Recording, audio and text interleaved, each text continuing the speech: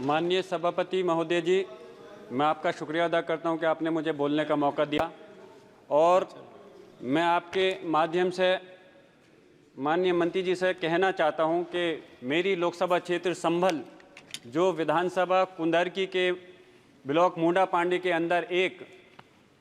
Airport का उद्घाटन किया गया 2024 के लोकसभा के चुनाव से पहले, और खाली वहां का नहीं बल्कि कई एयरपोर्ट का उद्घाटन किया गया वोटों को साधने की वजह से। और कई बार डेट पड़ चुकी थी कि अब उद्घाटन हो रहा है, 5-6 डेट पड़ने के बाद में उद्घाटन हुआ, लेकिन अफसोस है 4 महीने हो गए उद्घाटन हुए भी, लेकिन अभी तक वहां से कोई फ्लाइट मुरादाबाद से उड़ करके कहीं नहीं गई है। संभल भी हैंडीक्राफ्ट का एक बहुत बड़ा हब है, वहाँ काम होता है और एक्सपोर्ट होता है। मुरादाबाद से भी पीतल की इतनी बड़ी बस्ती है कि वहाँ से काफ़ी सारा सामान बन करके एक्सपोर्ट होता है, और जिससे कि अगर वहाँ एयरपोर्ट जल्द से जल्द शुरू हो जाता है तो यकीनन वहाँ के हर वर्ग समाज के लोगों को एक बहुत बड़ा बेनिफिट मिलेगा। लेकिन मैं कहना चाहता हूँ आपके माध्यम से कि उसको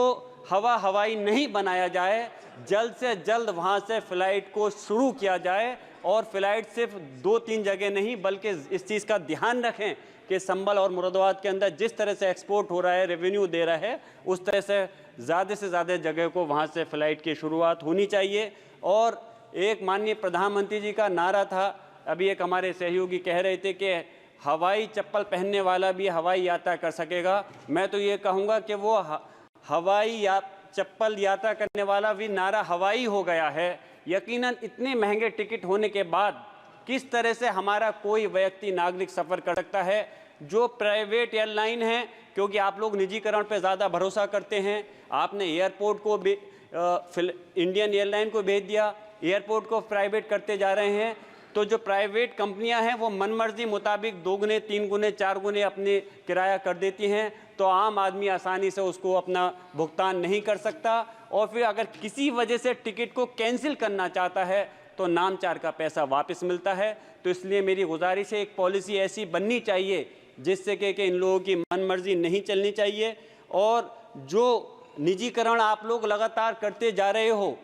निजीकरण में ज़्यादा विश्वास है, तो मैं गुजारिश करूंगा आने वाले समय के अंदर, क्योंकि आप दूसरी नई एयरलाइन तो जो इंडियन एयरलाइन थी, एक भारत सरकार की पहचान थी, उसको तो आपने ख़त्म कर दिया। मैं उम्मीद करता हूं आने वाले समय में और किसी एयरपोर्ट